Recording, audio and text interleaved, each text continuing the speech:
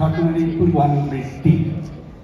তো পরের কথাটা আমার মনে একটু দাগা লেগেছে কারণে সাধারণত বাংলাদেশে আমাদেরকে এখনো বলা হচ্ছে তরুণদের বিরুদ্ধে। আমি প্রচুর গ্রামে ঘুরি, আমার কাজটা মূলত গ্রাম কেন্দ্রিক, ফলে সাধারণ মানুষের মধ্যে এই চেতনাটা প্রবেশ করাবার চেষ্টা করছে যে জুলাই গণঅভ্যুত্থানে কোনো তাৎপর্য নাই, ওই পুরনো ঘটনায় আমরা এক দফা এক দাবি, এরশাদ তুই কবে যাবি, এরা এই যে ধারাবাহিক একজন ব্যক্তিকে সরিয়ে দেওয়া, রাষ্ট্রের কোনো পরিবর্তন নাই, প্রশাসনিক ব্যবস্থায় কোনো পরিবর্তন নাই, অর্থনৈতিকভাবে ভাববার নতুন কোনো চিন্তা নাই।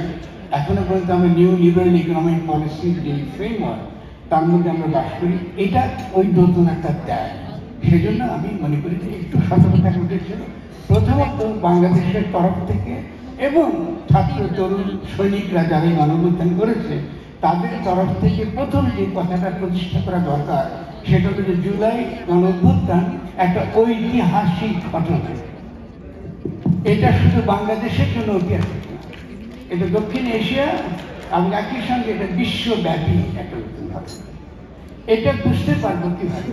বুঝলাম প্রথম কথাটা হচ্ছে যে আমরা যদি সারা পৃথিবীর দিকে তাকাই আমরা কিসের মধ্যে আছি। আমরা প্রথমত নিউ লিবারেল ইকোনমিক পলিসি অধীনে আমরা রয়েছি, এবং যারা আমাদেরকে শাসন এবং শোষণ করছে, যদিও পুরনো সাম্রাজ্যবাদ আমরা ব্যবহার করি, পরাশক্তি ব্যবহার করি, কিন্তু গত কয়েক দশকে একটা গুণগত রূপান্তর ঘটে গিয়েছে। এই গুণগত রূপান্তরের ফলে এই ট্রেডিশনাল যে ন্যাশনাল যে কনসেপ্ট, রাষ্ট্রের যে ধারণা, সেখানে একটা গুণগত পরিবর্তন ঘটে গিয়েছে।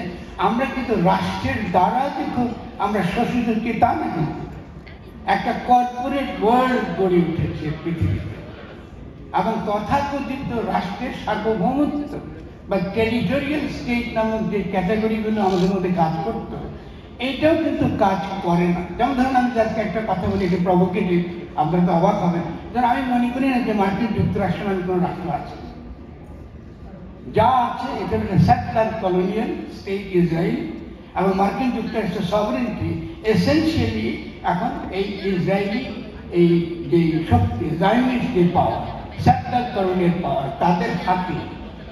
ফলে আমেরিকান নাগরিকদের সত্যিকার অর্থে এই প্যাকের বাইরে কোনো রাষ্ট্রীয় সিদ্ধান্ত গ্রহণ করবার আসলে কোনো ক্ষমতা নেই।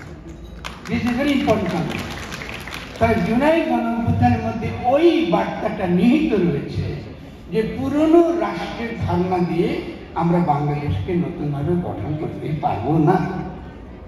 পুরনো রাষ্ট্রের ধারণা বাদ দিতে হবে, নাম্বার ওয়ান। নাম্বার টু, জাতিবাদের ইডিওলজিক্যাল লড়াই, যে আমি হলাম কি বাঙালি জাতিবাদী, তুমি হলা ইসলামী জাতিবাদী, বা তুমি কি ইসলামপন্থী। এই যে বিভাজনটা, লিবারেলিজম যে বিভাজনটাকে টিকিয়ে রাখে এবং লিবারেলিজমের নামে, কম্পিটিশনের নামে জনগণকে খণ্ড খণ্ড করে ফেলে, এই সো কল্ড লিবারেলিজমকে চ্যালেঞ্জ করতে হলে যেটা আমাদের লাগবে সেটা হলো কি, যে এই আইডিওলজিয়ান পলিটিক্সের বাইরে গিয়ে আমাদেরকে পলিটিক্যাল কমিউনিটি আকারে ইমেজিন করতে শিখতে হবে যে আমরা একটা রাজনৈতিক জনগোষ্ঠী, এবং রাজনৈতিক জনগোষ্ঠী মানে আমাদের এখানে বিভিন্ন রকম মতে, বিভিন্ন পথে এবং বিভিন্ন বিশ্বাসে থাকবে।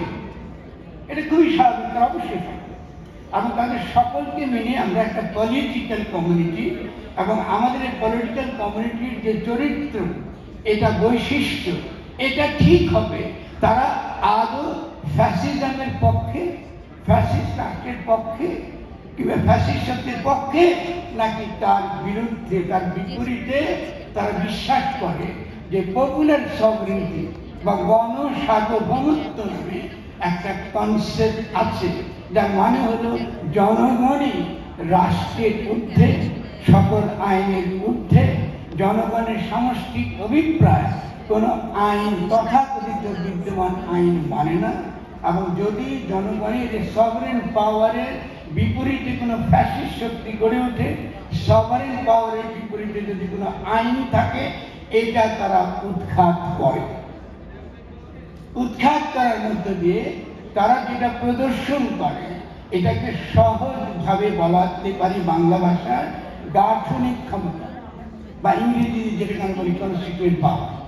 ফলে আমরা 5 অগাস্টে বাংলাদেশকে আমরা যেটা দেখিয়েছি, সারা বিশ্বকে যেটা দেখিয়েছি, সেটা হলো কনস্টিটিউয়েন্ট পাওয়ার বলতে কি বোঝায়, এটা বাংলাদেশের জনগণ জনগণ একত্রিত হয়ে গণসার্বভৌমত্বের রূপ কি হতে পারে এটা তারা দেখিয়েছে সারা বিশ্ব। এবং এই গণসার্বভৌমত্বের রূপটা শুধুমাত্র শেখ হাসিনার ফ্যাসিস্ট সংবিধান বা ফ্যাসিস্ট শক্তি বা ব্যক্তি শেখ হাসিনার বিরুদ্ধে মাত্র নয়, একই সঙ্গে এটা ছিল দিল্লির বিরুদ্ধে বাংলাদেশের জনগণের বিদ্রোহ, দিল্লির বিরুদ্ধে বিদ্রোহ এবং হিন্দুত্ববাদের বিরুদ্ধে বিদ্রোহ লড়াই। মানে বাংলাদেশ ঢাকা থেকে হিন্দুত্ববাদের বিরুদ্ধে লড়াইটা আমরা শুরু করেছি, তাদের তাবেদার শক্তিকে শুধুমাত্র উৎখাত করিনি, আমরা দিল্লিতে দাঁড়িয়ে দিয়েছি। এবং ইতিমধ্যে আপনারা দেখেছেন ভারতেও হিন্দুত্ববাদের বিরুদ্ধে লড়াই শুরু হয়ে গেছে এবং বাংলা বিদ্বেষ বা বাংলা ভাষাকে বাংলাদেশি ভাষা বলা, এই যে হিন্দুত্ববাদী যে রণধ্বনি, তার যে মতাদর্শ, এটা দেখতে পাচ্ছি তার বিরুদ্ধে আমরা দেখতে পাচ্ছি ভারতে তার বিরুদ্ধে প্রতিবাদ শুরু হয়েছে। ফলে বাংলাদেশের গণ অভ্যুত্থান 5 তারিখে আসলে পুরো উপমহাদেশকে নতুন রাজনৈতিক আদর্শে পুনর্গঠিত করবার অভিযান শুরু হল। এই অভিযানের যদি আমরা পেছনের দিকে তাকাই, এই অভিযানের শুরুটা হয়েছিল মীর মোহনলাল যখন সুবে বাংলাকে রক্ষা করার জন্য লর্ড ক্লাইভের সৈনিকের বিরুদ্ধে লড়াই শুরু করেছে। এটা আজকের কথা, এটা দীর্ঘ লড়াই। কারণ এই অঞ্চলের মানুষ তারা কিন্তু অবশ্যই একেবারে আমাদের দাবিকানগুলি দলিত, এবং একই সঙ্গে তারা এর আগেও এই তাদের সে দলিত অবস্থা থেকে তাদের লড়াইটা ছিল ব্রাহ্মণ্যবাদের বিরুদ্ধে। ব্রাহ্মণ্যবাদের বিরুদ্ধে বাংলায় কখনো ব্রাহ্মণ ছিল না, বাংলায় ব্রাহ্মণ এসেছে বাংলার বাইরে থেকে। ফলে এই ব্রাহ্মণ্যবাদের যে কাস্ট সিস্টেম, যে কারণে পশ্চিমবাংলা এখনো পর্যন্ত মুক্ত হতে পারছে না, এই কাস্ট সিস্টেমের কারণে। ফলে বাংলাদেশের লড়াইটা একই সঙ্গে আমরা যাকে বলি ব্রাহ্মণ্যবাদ বলি, অথবা যাকে আমরা বলি আস্বাদবাদও বলতে পারেন।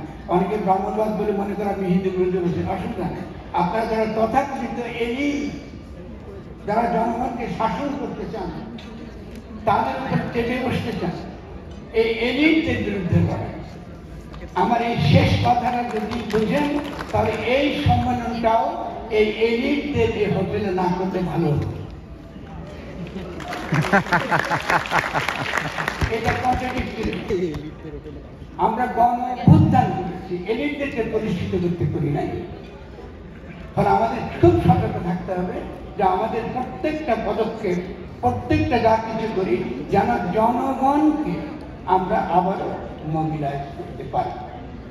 তো এই পরে আমি আর দুইটা কথা বলে শেষ করবো, যেটা আমরা অনেকে আলোচনা করবেন, গুরুত্বপূর্ণ আলোচনা। প্রথমে আমি গণসার্বভৌমত্বের কথাটা বিশেষভাবে জোর দিতে চাই। গণসার্বভৌমত্ব মানে খুব সহজ, সমস্ত ক্ষমতার উৎস জনগণ এবং জনগণের সামষ্টিক অভিপ্রায়, এটাই হচ্ছে গণতান্ত্রিক রাষ্ট্রের ভিত্তি এবং রূপ। জনগণের অভিপ্রায়টা কি করে বাস্তব রূপ নেয়, এটা কি বলে গণতন্ত্র।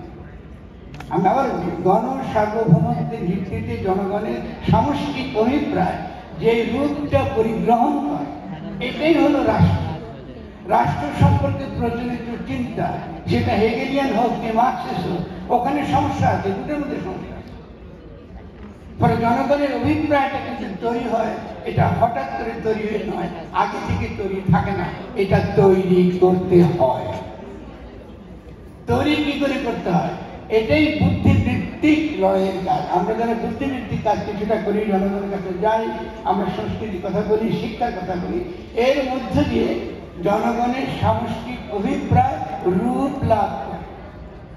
এই রূপ লাভ করার মধ্য দিয়ে জনগণ বুঝতে পারে যে তার সামষ্টিক শক্তির জায়গাটা কোথায়। সে খণ্ড খণ্ড ব্যক্তি বটে, কিন্তু তার একটা সামষ্টিক সত্তা আছে। তার এই যে সামষ্টিক সত্তা, এই সত্তাটাকেই বলে তার রাজনৈতিক সত্তা, যেটাকে আমি বাংলা বলছি পলিটিক্যাল কমিউনিটি বা রাজনৈতিক জনগোষ্ঠী। এটা খুবই গুরুত্বপূর্ণ ধারণা। কেন রাজনৈতিক জনগোষ্ঠী গুরুত্বপূর্ণ ধারণা?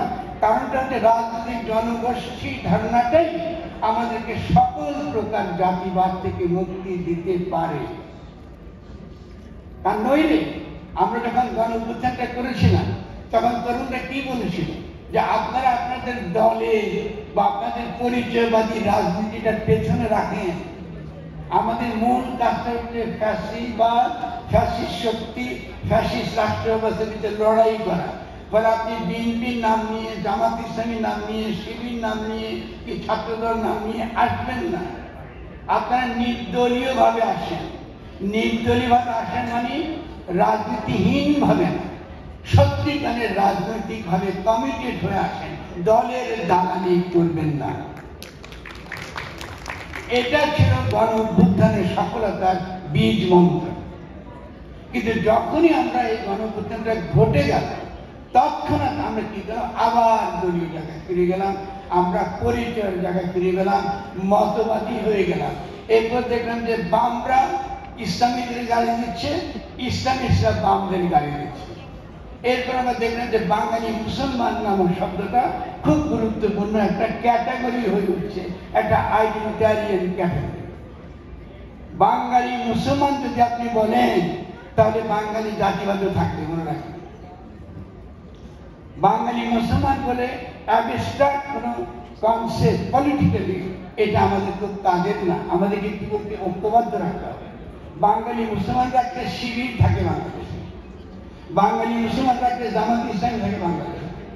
আর যদি আমরা জনগোষ্ঠী হই যেখানে ইসলাম আমাদের ধর্ম, সনাতন ধর্ম আমাদের ধর্ম, খ্রিস্ট ধর্ম আমাদের ধর্ম, যারা নাস্তিক তাদের সংস্কৃতির মধ্যে ইতিবাচক বহু কিছু আছে। কারণ নাস্তিকতার সবচেয়ে বড় অবদান পৃথিবীব্যাপী এটাকে বলে মানবতাবাদ, মাতৃকতা।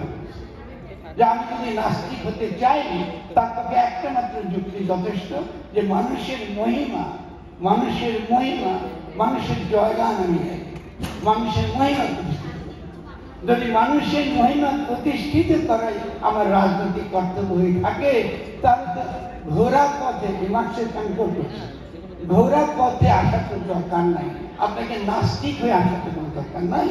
আপনি মানুষের মহিমা নিয়ে কথা বলেন। আপনি যখন লেনিনের বই পড়বেন বা ইংলিশের বই পড়বেন, একটা অত্যন্ত অর্থোডক্স রাশিয়াতে আপনি খ্রিস্ট ধর্মের বিরুদ্ধে কোনো বাজে মন্তব্য পাবেন। শুধু তাই না, এঙ্গেলস আবার কয়েকটি চড়া, তিনি বলতেছেন ওই আমলে যখন যিশু জন্মগ্রহণ করেছিলেন, যিশুর সেই খ্রিস্টের রাজনীতি ছিল আসলে সমাজতন্ত্র নিয়ে রাজনীতি। আপনি যারা পড়েন না এঙ্গেলস থেকে করবেন।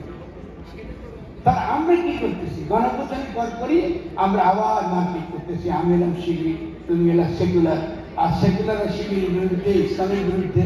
আবার ইসলামী সে কি করতেছে, আবার প্রথম শক্তি যখন সে পেল তার হাতে একটা ক্ষমতা পেল, সে প্রথম বাংলার মানুষের অদ্ভুত ব্যাপার। তার যে ক্ষমতাটুকু সে পেয়েছে গণক্ষমতা হিসেবে, সেটা সে প্রয়োগ করল তাদের বিরুদ্ধে যারা সবচেয়ে নিরীহ এবং যাদের দ্বারা এই দেশে ইসলাম প্রচারিত হয়েছে। অদ্ভুত। ফলে আপনি কি করছেন, আপনি সমাজকে বিক্ষিপ্ত করতেছেন আইডেন্টিটিয়ান পলিটিক্স দ্বারা, বিভিন্ন রকম পরিচয়ের বাদের দ্বারা। এর মধ্য দিয়ে কি করছেন, আপনি বাংলাদেশের জনগণকে একটা রাজনৈতিক জনগোষ্ঠী হিসেবে পরিগঠিত হতে দিচ্ছেন না। এর ফলটা কি? এর ফলটা খুব সহজ। কারণ 5 তারিখে গণঅভ্যুত্থান হয়েছে, যার মধ্যে দিয়ে একটা গাঠনিক ক্ষমতা আমরা দেখেছি, এবং 8 তারিখে সেটা হয়ে গিয়েছে একটা সাংবিধানিক প্রতিনিধিত্ব। তার মানে কি? তার মানে পুরো গঠনিক ক্ষমতা, জনগণের ক্ষমতা, গণসার্বভৌমত্ব তাকে নিয়ে আমরা ঢুকিয়ে দিলাম শেখ হাসিনার ফ্যাসিস্ট সংবিধানের অধীনে। অদ্ভুত। এই যে ফ্যাসিস্ট সংবিধানের অধীনে যে লিঙ্ক আপনারা ঢুকিয়ে দিলেন, আপনার সকালে খুব শান্তিতে আছেন যে শেখ হাসিনা বোধ আর বাংলাদেশে নেই।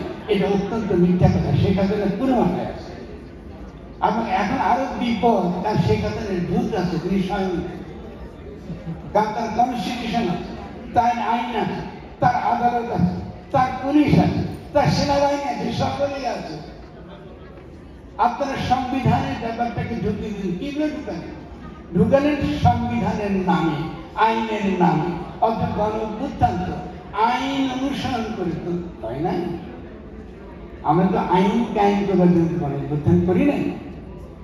আমরা নতুন ভাবে বাংলাদেশকে গঠন করবার জন্য গণ অভ্যুত্থান করেছি। সেই নতুন ভাবে বাংলাদেশের গঠন করবে যখন যেতাম, তখন আমরা পাশ্চাত্য রাষ্ট্রের ধারণা যে আমরা ধার করতাম, তার তো কোনো কথা নেই। আমরা যেখান থেকে আমাদের জনগণের জন্য ভালো, সেখান থেকে আমরা আমাদের আইডিয়া আমরা নিতাম, সেটা সেখান থেকে পারি। কিন্তু সেটা অবশ্যই গণ সার্বভৌমত্বকে শক্তিশালী করতে হবে, জনগণকে ক্ষমতায়িত করতে হবে, জনগণকে ক্ষমতায় রাখতে হবে। তাহলে জনগণের ক্ষমতা যেই রাষ্ট্র ব্যবস্থা অক্ষুণ্ণ থাকে, এটাকে বলা হয় জনগণ। আর আমরা কি শিখলাম? তৎক্ষণাৎ আমাদের বিরুদ্ধে প্রচার শুরু হলো যে নির্বাচন লাগবে। নির্বাচন মানে কি বাংলাদেশে জানেন তো? লুটেরা মাফিয়া শ্রেণীরা যারা ক্ষমতা পেতে চায়, তারা নির্বাচনে কথা বলে। কারণ 2 কোটি টাকা, 5 কোটি টাকা, 10 কোটি টাকা আমার আপনার পক্ষে দেওয়া সম্ভব নয়। এবং তরুণ ছাত্ররা বিভ্রান্ত হয়েছে, দুঃখজনক। তারাও মনে করেছে যে নির্বাচনী ধারাতে তারা বাংলাদেশকে পরিবর্তন করতে পারবে। আবার নির্বাচনটা করছে কিভাবে দেখেন, ইউনিসেফ যেটা ঘোষণা দিয়েছে সেটা হলো যে বিদ্যমান সংবিধানের অধীনে। এমনকি তিনি অপেক্ষা করেন নাই যে নির্বাচন কমিশনের যে সংস্কার, সে সংস্কারটুকু তিনি বাস্তবায়িত করার তিনি অপেক্ষা করছেন না।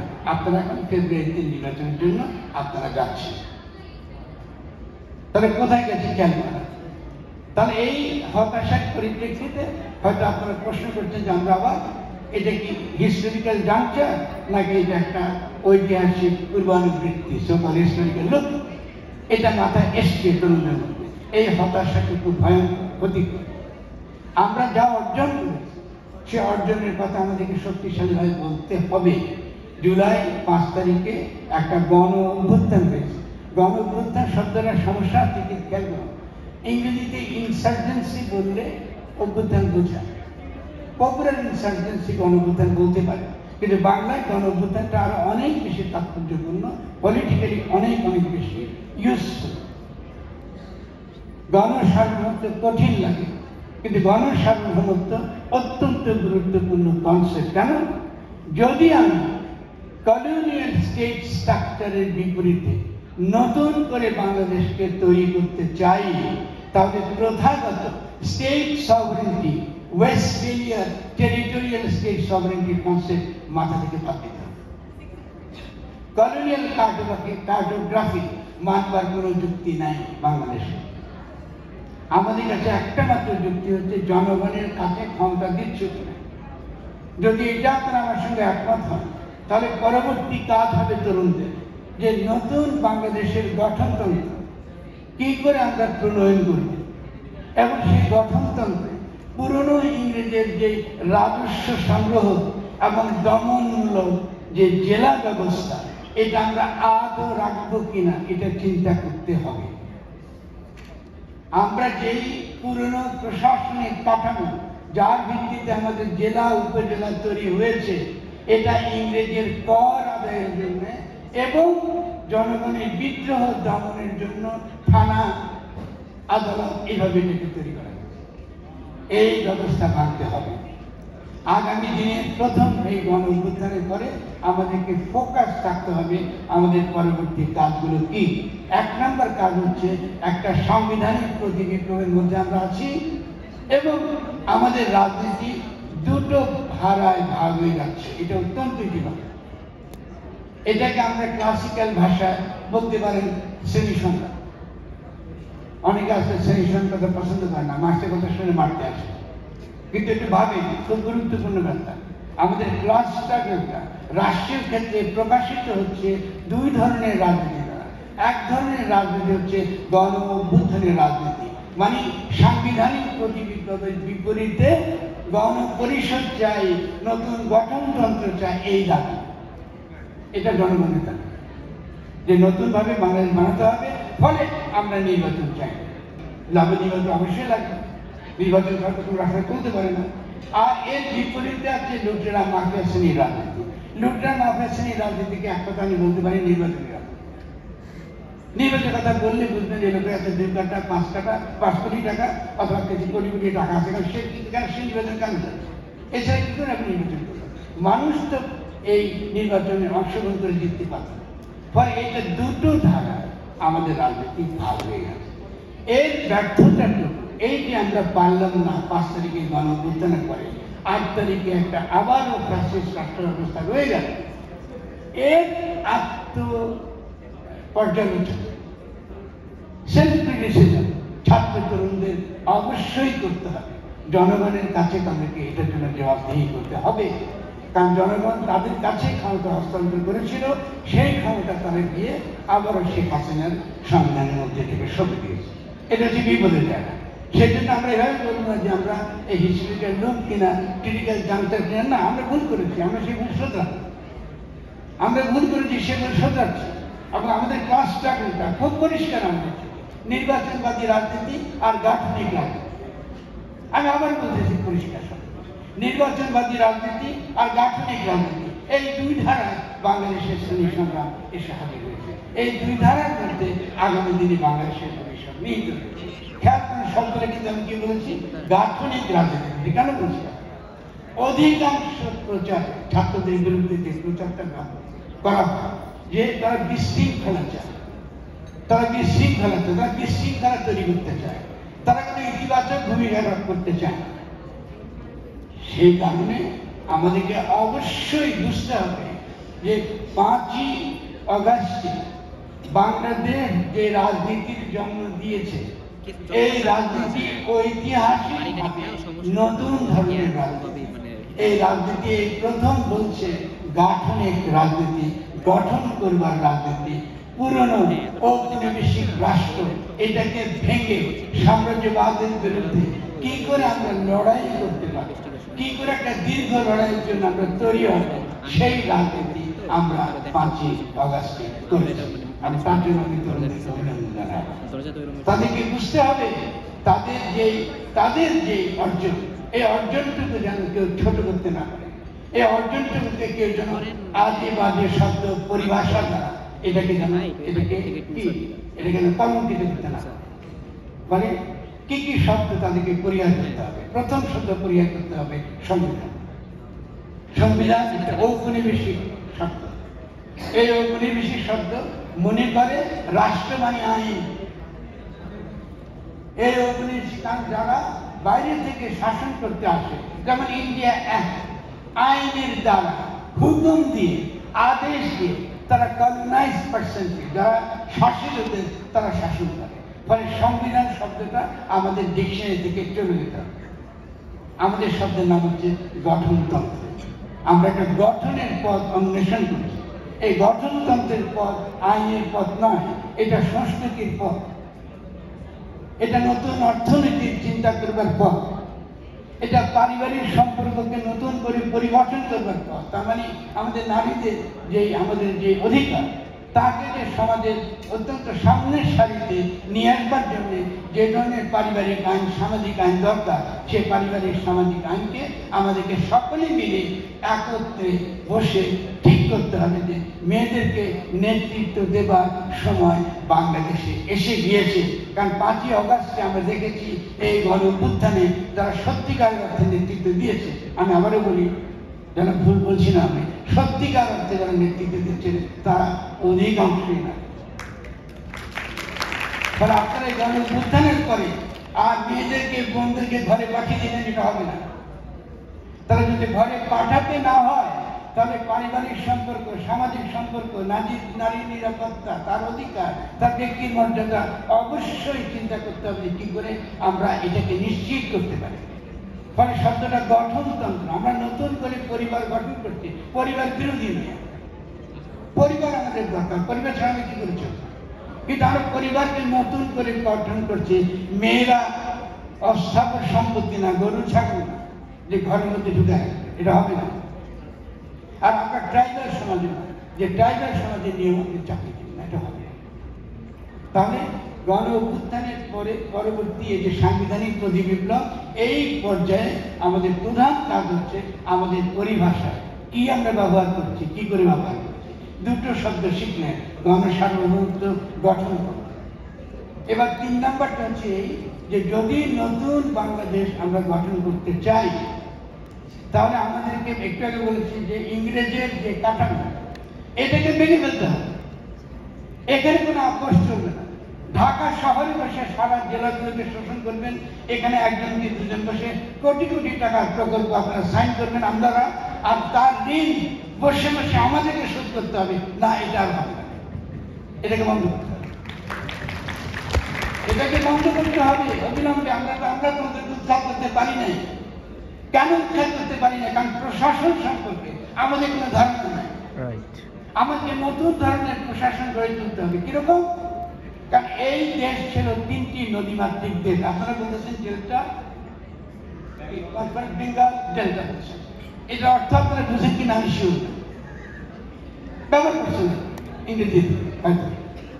যদি রিয়েলি আপনারা এটা বোঝেন, তাহলে আপনাকে প্রথম আলোচনা করতে হবে এই যে নদীমাতৃক দেশে আদিতে তার যে গ্রাম ব্যবস্থা, তার যে বাজার ব্যবস্থা, তার যে অর্থনীতি, এটা কেমন ছিল। সুবে বাংলার পরাজয়ের পর কি করে ইংরেজ ধীরে ধীরে এই বাংলাকে বদলে দিয়েছে শুধু কর আদায়ের জন্য আর দমন পীড়নের জন্য। এই পুরনো প্রশাসনিক ব্যবস্থা আর আমাদের পক্ষে কাজ করবে না। এটাকে ভেঙে ফেলতে হবে। আমাদেরকে চিন্তা করতে হবে আমাদের নদী, আমাদের সাগর, আমাদের জমি, আমাদের জনগণের লোকায়ত জ্ঞান, এটাই আমাদের আগামী দিনের অর্থনীতির ভিত্তি, ফাউন্ডেশন। আগামী দিনের অর্থনীতির ভিত্তি, এটা ফাউন্ডেশন। দর্জির দোকানকে ইন্ডাস্ট্রি বলে না। এক্সপোর্ট ওরিয়েন্টেড ইন্ডাস্ট্রিয়ালাইজেশন সত্যিকারের ইন্ডাস্ট্রিয়াল কোনো পলিসি না। আপনি ইপিজেড এর নামে আপনার জমিগুলো দিয়ে দিচ্ছেন একবার কোরিয়াকে, একবার চীনকে, একবার আমেরিকাকে। এটা চলবে না। প্রত্যেকটা জমি আমাদের সম্পদ, এগুলো উৎপাদনের ইউনিট। ফলে আমি একটা শেষ করব, উৎপাদনের ইউনিট। ফলে আমাদের কি করতে হবে? উৎপাদন ইউনিট হিসেবে আমাদের প্রশাসন এলাকাগুলোকে পুনর্গঠন করতে হবে, এবং যাতে আমাদের আগামী দিনে পুঁজিতান্ত্রিক গোলকামের বিরুদ্ধে, কর্পোরেট প্রতিদ্বন্দ্বিতার বিরুদ্ধে আমরা শক্তিশালী অর্থনীতি নিয়ে দাঁড়াতে পারি এবং প্রতিদ্বন্দ্বিতা করতে পারি। সেক্ষেত্রে সমস্ত মানুষকে, গ্রামের মানুষকে সম্পৃক্ত করতে হবে। ফলে আমাদের একদম নতুন করে অর্থনৈতিক চিন্তা করতে হবে। আমাদের চিন্তা ধরনের জন্য পাঠাবে। তথাকথিত যে আমাদের ইকোনমিক্স যেটা আমরা পড়ি বিশ্ববিদ্যালয়ে, এটা দ্বারা কাজ হবে। কারণ অ্যাগ্রো ইকোলজি এটাও কিন্তু প্রোডাক্টিভ ইউনিট। এটা খালি রোমান্টিক নদী গাছপালা সুন্দর, এটা না। এটা ইকুয়ালি এটা একটা প্রোডাক্টিভ ফোর্স, প্রোডাক্টিভ প্রসেস। এখান থেকে উৎপাদনের ভিত্তির আগামী উৎপাদনের ভিত্তিটা হতে হবে। ফলে আমাদের সামনে মেলা কাজ আছে। ঠিক আছে, তারপর আমি শেষ করতে কথা বলে, আমরা অবশ্যই একটা ক্রিটিক্যাল জাংচারে আছি। আমি এটা অত্যন্ত ইতিবাচক, এই সন্ধিক্ষণটা অত্যন্ত ইতিবাচক। যে কারণে আমি মনে করি এই যে আমরা এই সম্মেলনটা অর্গানাইজ করেছি, আমি অভিনন্দন। এটা খুবই গুরুত্বপূর্ণ। আমাদের এখানকার বিভিন্ন দেশ থেকে যারা এসেছেন, all the guests who are here from different countries, so I would like to greet them again. Will definitely be the critical juncture, and Bangladesh is definitely going to be history. And that we have proved in 5th August, and by the constituting Bangladesh as an anti-imperial, anti-colonial power in the South Asia, we are definitely going to lead and show the rest of the South Asian countries how we can fight that and reclaim our heritage and our glory. Thank you very much.